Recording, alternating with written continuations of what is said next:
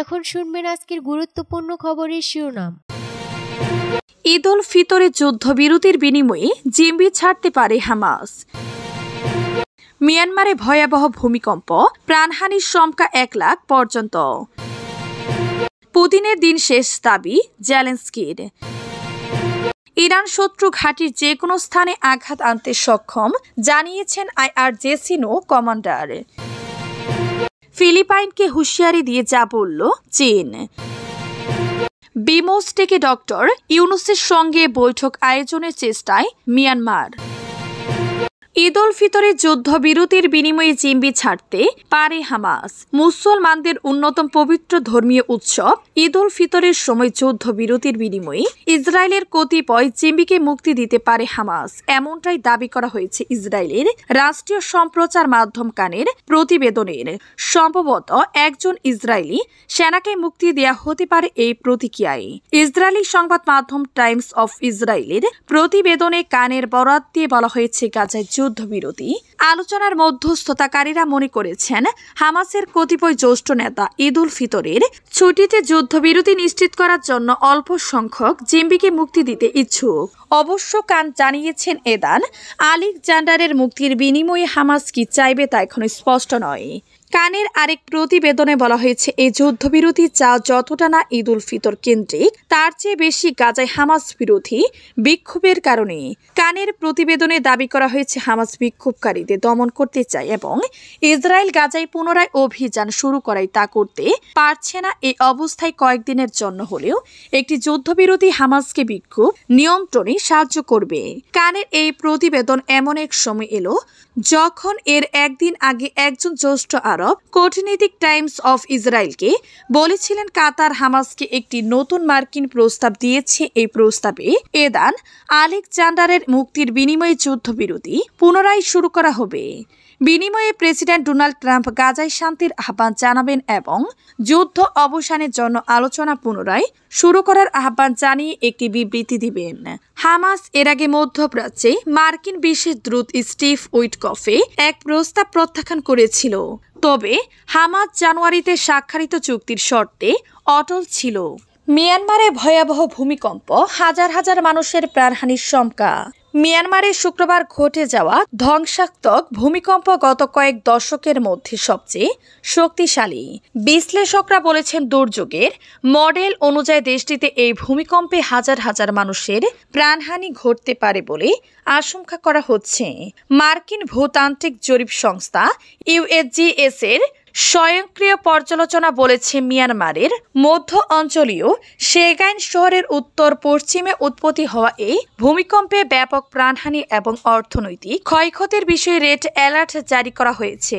USGS জানিয়েছে, ভূমিকম্পে ব্যাপক হতাহত ও ক্ষয়ক্ষতির সম্ভাবনা রয়েছে। দুর্যোগের মাত্রা ভয়াবহ রূপ নিতে পারে। মিয়ানমারের মান্দালয় শহর ভূমিকম্পের কেন্দ্রস্থলে নিকটবর্তী হওয়ায় সেখানে সবচেয়ে বেশি হতাহতের আশঙ্কা করা হচ্ছে, কারণ শহরটিতে 10 লাখের বেশি মানুষের বসবাস রয়েছে। পুতিনের দিন শেষ দাবি জেলেনস্কির। ইউক্রেনের প্রেসিডেন্ট ভলোদিমির জেলেনস্কি সম্প্রতি রাশিয়ার প্রেসিডেন্ট ভ্লাদিমির পুতিনের আসন্ন মৃত্যু সম্পর্কে ভবিষ্যৎবাণী বলেছেন, যা 72 বছর বয়সী এই রুশ নেতার স্বাস্থ্য নিয়ে দীর্ঘদিনের জল্পনাকে আরো উস্কানি দিয়েছে। জেলেনস্কির দাবি তিনি পুতিন শীঘ্রই মারা যাবেন এবং এটি একটি বাস্তবতা খবর সামা নিউজের। জেলেনস্কি গত বুধবার প্যারিসে ইউরোভিশন নিউজকে দিয়ে এক সাক্ষাৎকারে এমনই মন্তব্য করেন। সেই সঙ্গে তিনি যুক্তরাষ্ট্রকে সতর্ক করে বলেন, রাশিয়ার বৈশ্বিক বিচ্ছিন্নতা শিথিল করা উচিত নয়, বিশেষ করে যখন ইউক্রেন যুদ্ধ নিরসনের কূটনৈতিক প্রচেষ্টা চলছে। তিনি খুব শীঘ্রই মারা যাবেন, এটি একটি বাস্তবতা এবং সবকিছু শেষ হয়ে যাবে।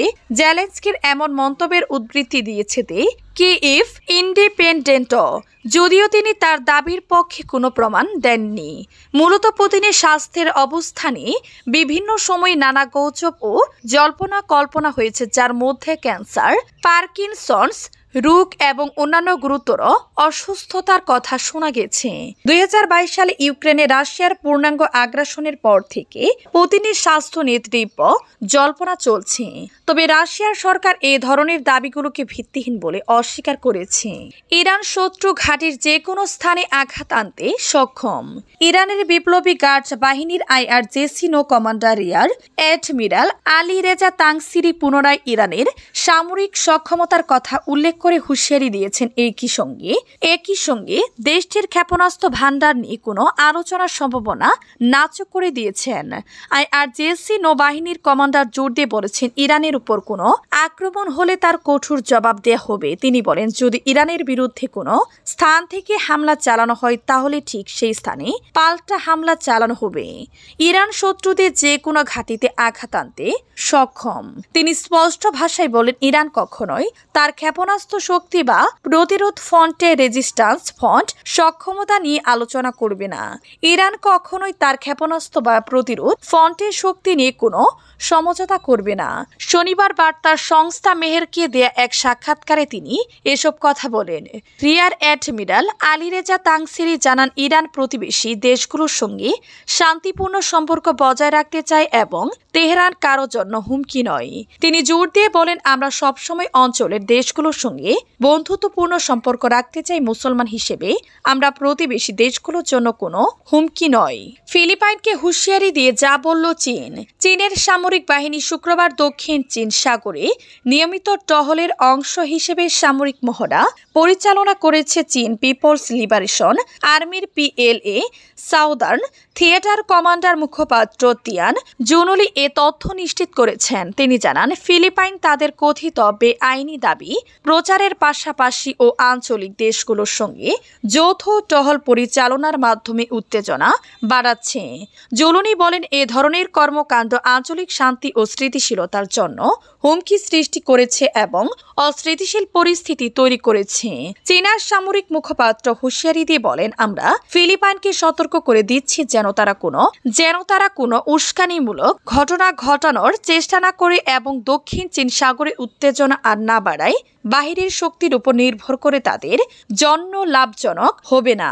চীনের এই সামরিক মহড়া এমন এক সময় অনুষ্ঠিত হলো যার একদিন আগে মার্কিন প্রতিরক্ষা প্রধান পিট হেগসেথ কমিউনিস্ট চীন থেকে আসা হুমকির বিরুদ্ধে ম্যানিলাকে সমর্থনের প্রতিশ্রুতি দিয়েছেন। এখন দেখার বিষয়, দক্ষিণ চীন সাগরে চীনের এই সামরিক মহড়া ও হুমকির কি জবাব দেয় যুক্তরাষ্ট্র ও ফিলিপাইন। সূত্র আনাদুলু। বিমস্টেকে ডক্টর ইউনুসের সঙ্গে বৈঠক আয়োজনের চেষ্টায় মিয়ানমারে জান্তা সরকারের প্রধান মিন অং হ্লাইং আগামী সপ্তাহে বিমস্টেক শীর্ষ সম্মেলনে যোগ দিতে থাইল্যান্ডে যাবেন। সেখানে তিনি যেন বাংলাদেশের প্রধান উপদেষ্টা ডক্টর মোহাম্মদ ইউনুসের সঙ্গে সাক্ষাৎ করতে পারেন সে বিষয়ে কূটনৈতিক তৎপরতা চালাচ্ছে নেইপিদো।